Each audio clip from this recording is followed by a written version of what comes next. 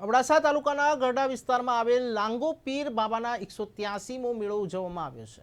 અબડાસા તાલુકાના ગરડા વિસ્તારની ધીંગીધરા પર આવેલ ફુલાઈ ગામની લાંગો પીર વસાહત ઉપર આવેલ કોમી એકતાના પ્રતીક એવા મહાન વલી હઝરત સૈયદ ઇબ્રાહીમ ઉર્ફ લાંગો પીર બાબાનું 183મા મેળાનું આયોજન કરાયું।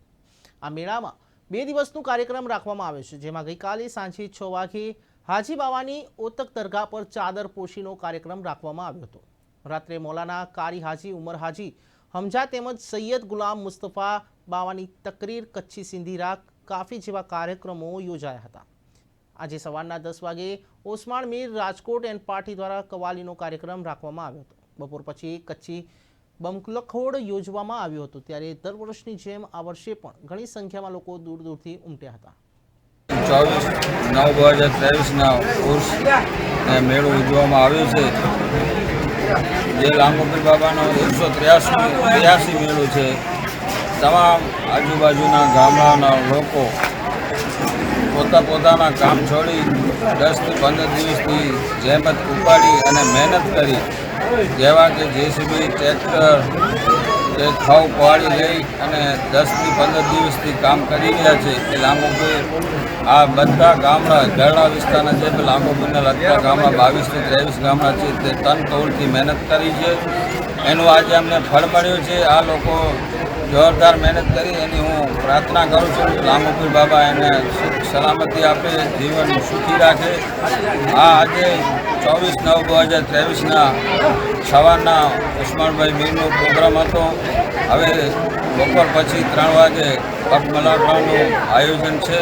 તે પણ અમે આશા કરીએ છીએ લાંગો પીર બાબા પાસે કે સફળતાપૂર્વક અમે અને અમારા જે લાંગો પીર મેળા સમિતિના સભ્યો છે એની મહેનતથી સફળતા મળે એવી અમે આશા રાખીએ।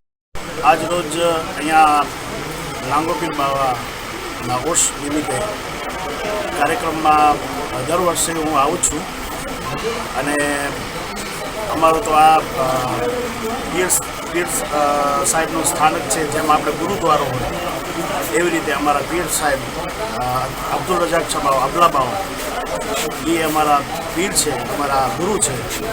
તો અમે દર વર્ષે અહીંયા હાજરી આપવા માટે આવીએ છીએ।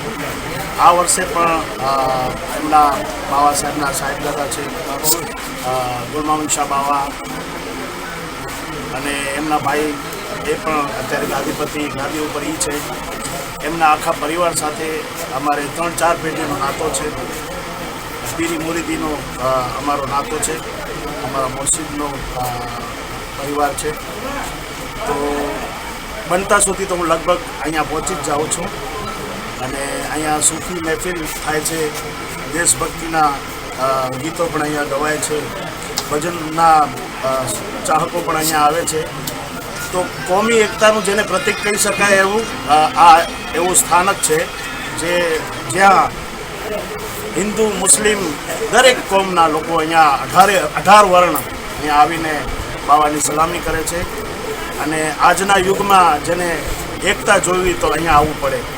તો અબડાસા વિસ્તારની આ એક અદ્ભુત જગ્યા છે, અદ્ભુત અહીંયા પીરાણું છે, જ્યાં દૂર દૂરના લોકોએ અહીંયા આવીને સલામી કરવી જોઈએ, મને એવું લાગે છે। અને હું દાવા સાથે કહું છું કે તમારા તમામ દુઃખ દર્દ અહીંયા મટે છે।